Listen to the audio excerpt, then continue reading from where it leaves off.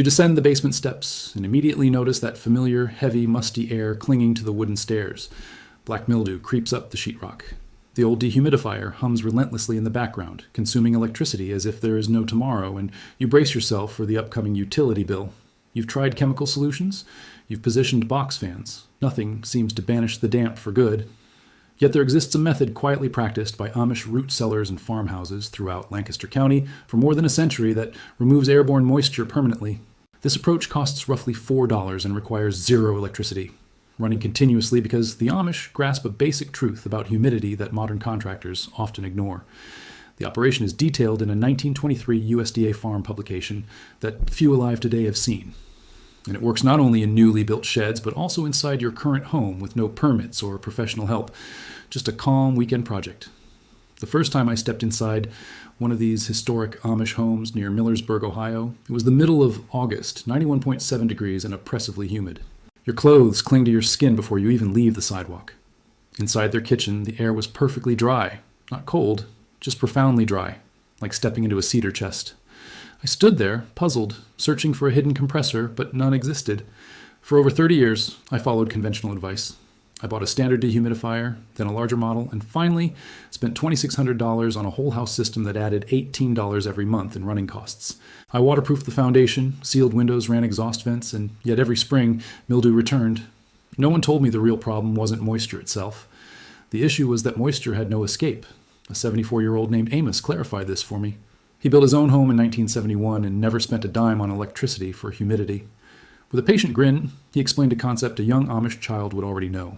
Dampness isn't the enemy, confined dampness is. You just need to give it an exit.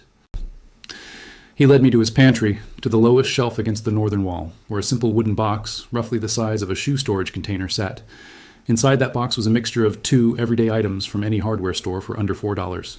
Above the mixture rested a small unglazed clay planter covered with a piece of cotton fabric. That was the entire setup, keeping his home drier than my own bedroom in midwinter. The blend consisted of standard rock salt and calcium chloride, the same calcium chloride sold in winter weather aisles. Rock salt absorbs moisture slowly and steadily. Calcium chloride pulls it aggressively from the air like a strong magnet. In the right ratio, 2 parts rock salt to 1 part calcium chloride, you get a dry pot. A single dry pot, properly placed, removes roughly 12 ounces of water from the air every 24 hours. That's a full glass of water quietly taken from your living space daily for pennies. If it works so well, why don't all homeowners use it? In the 1940s, when motorized dehumidifiers first appeared, appliance companies faced a huge challenge. Rural homes already had a nearly free, effective method. Corporations funded studies, published home economics guides, and ran widespread advertising in popular periodicals, convincing homemakers that traditional techniques were dirty, outdated, and unsuitable for modern homes. By 1958, the dry pot was nearly erased from household management manuals. The information wasn't gone. This knowledge was quietly set aside by corporations that profited each time your electric compressor powered on. The Amish, uninterested in those publications, continued with what actually worked. The dry pot alone is only half the solution. The second component involves passive convection drying, a principle validated by Penn State Extension. During a 2011 study of historic farm ventilation, scientists measured relative humidity in unheated Amish storage cellars in Lancaster County. Baseline readings, even during the wettest seasons, stayed at 52%. A modern poured concrete basement in the same area, under identical conditions, averaged 78%. That is a 26% difference, achieved without using electricity. The key element was the clay pot. Unglazed terracotta breathes naturally. When a cotton cloth covers the opening and it is placed just above the salt mixture, the exterior of the clay draws moisture from the air, while the salt pulls it downward inside. These two materials work together, creating a tiny silent air current that runs continuously.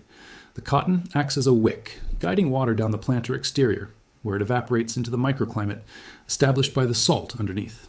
It functions as an endless humidity vacuum powered entirely by simple physics. I assembled my first one on a Tuesday night in early March for $3.87, mainly because I already had a suitable rag.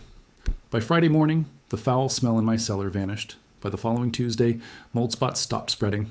By the end of the month, I permanently unplugged the massive whole house dehumidifier I had used for 9 years. My next utility statement dropped by $41. This setup works in existing homes, regardless of building materials.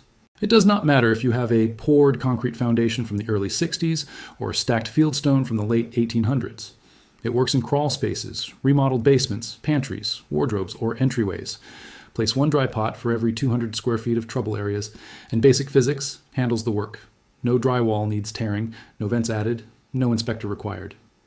Begin by getting a 5-pound sack of standard water softener rock salt and a 2-pound container of calcium chloride ice melt pellets. Pick a 6-inch wide unglazed clay planter with its tray. Total cost hovers around $3 if shopped wisely. Mix 2 cups of rock salt with 1 cup of calcium chloride in a shallow wooden or ceramic dish. A wooden cigar box works well. Drill 4 small holes in the cover or leave it off if placing inside a closet. Set the clay planter upside down over the salt so the rim points toward the mixture. Drape a cotton dishcloth over it, letting the fabric hang down. Place one in a corner of your cellar, another in a bedroom wardrobe with a stale smell, one under the kitchen sink, and another in a food storage area. Every 2 to 3 weeks, check the wooden container. When water pools at the base, pour it out, dry the remaining salt in sunlight for an afternoon, and replace. The calcium chloride lasts about 3 months of heavy use before adding another cup. That equates to roughly $2 per quarter, or $8 per year. To keep a full residence dry.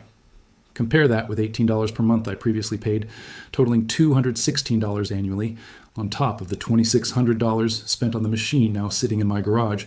This brings to mind why this practical knowledge is not taught. When asked, Amos explained that modern society no longer teaches observation of surroundings. Instead, people are only taught how to buy things. The moment you stop noticing how your home naturally breathes, corporations step in to dictate its needs, always insisting on a product you must lease monthly for life. That realization hit hard, because he was exactly right. I had lived under my roof for 31 years without once pausing to observe where all that humidity came from or where it wanted to escape. This brings me to the method I mentioned earlier, hidden in a 1923 government file few have seen. In October of 1923, the U.S. Department of Agriculture released Farmer's Bulletin number 1349 titled The Control of Moisture in Rural Dwellings. It was authored by agricultural engineer Henry A. Wright, who spent 6 full years traveling through Pennsylvania, Ohio, and Indiana, carefully recording how Amish and Mennonite families constructed their homes. The bulletin was published and distributed to regional extension offices, but was nearly forgotten within 15 years. Today, it can still be found in the digital vaults of the National Agricultural Library if you know where to look. On page 19, Wright describes a method called the charcoal floor. Amish families would use standard hardwood lump charcoal, the same type available for barbecues today, crushing it into walnut-sized pieces and spreading a 2-inch thick layer across dirt floors of pantries and cellars beneath slatted wooden walkways. This charcoal served 3 purposes simultaneously. It absorbed excess moisture, neutralized foul odors, and trapped airborne mold spores before they settled on stored crops or building materials. Wright tracked the data himself. Storage areas with a charcoal floor maintained 48% humidity over a full 12-month cycle, even during the wettest spring periods. Without the charcoal, the same spaces swung wildly between 70 and 85%. The crushed charcoal remained effective for 4 to 7 years before replacement was needed. When replaced, the old charcoal was simply scattered into the vegetable garden as soil enrichment. Zero waste.